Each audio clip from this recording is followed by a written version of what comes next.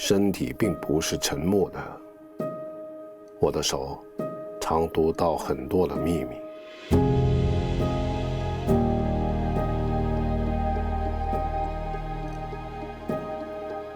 埋在身体深处的恐惧、害怕、难过的感觉，开始知道痛了。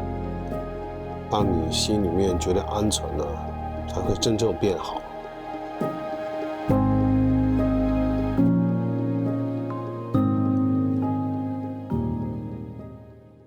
或是博伟，就是身边也有很多就是很漂亮的女生朋友啊，有没有机会邀请来当嘉宾？可以，我绝对帮秋生哥安排一下。对啊，就是找一些有很多女生吗？我很少，但是我们就是稍微可以就是去。你开酒店了？你不要乱讲话啊！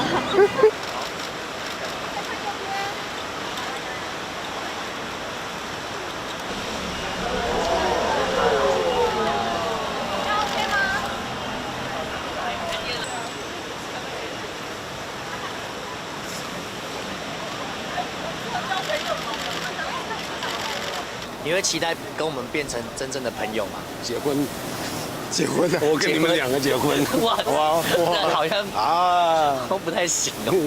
现在就结拜兄弟。好，结拜兄弟可以，可以结拜兄弟可以。那想请问秋生哥，既然有说有计划要移民来台湾，那目前的这个进度？这个进度啊，有工作的地方我就去了，是吧？工作多了就留下，很自然。那这个流程是有在准备当中吗？就是移民的这个流程序有在准备当中。起码暂时这1个半月我是移民过来的。对你这1个半月绝对是要陪我们到底，对，好不好？我绝对不会让你拍完之后还是要再多留大概1个月。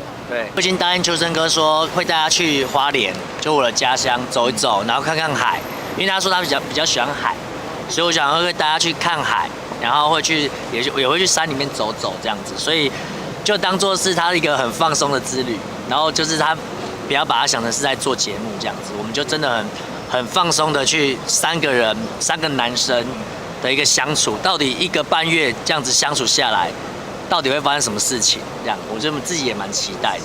害怕就是在那个餐车的时候，觉得秋生哥真的很奇怪。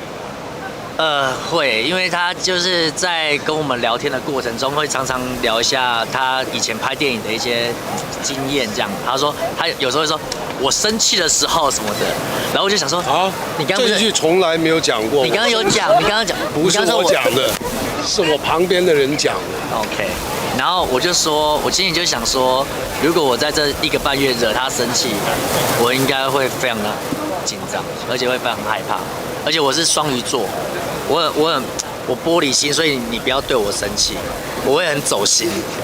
明天其实我们已经有给鬼哥一个非常非常大的惊喜，然后因为这其实是明天很特别，是鬼哥生日嘛，那也是刚好是礼拜6，然后我们决定在明天送给他一个最大的礼物，就是我之前就是先完成他的遗愿，就是把《我不是扛秋棒》这首歌 MV 拍好了，所以也等于是明天在他生日的时候同时上线。对，那我们号称是全宇宙同步上线，因为鬼哥现在是住在宇宙嘛，所以如果我们是说全球同步上线的话，他就看不到，所以我们要说全宇宙同步上线，所以他就可能在很远的那个地方可以跟着我们一起看我帮他拍的 MV 这样子。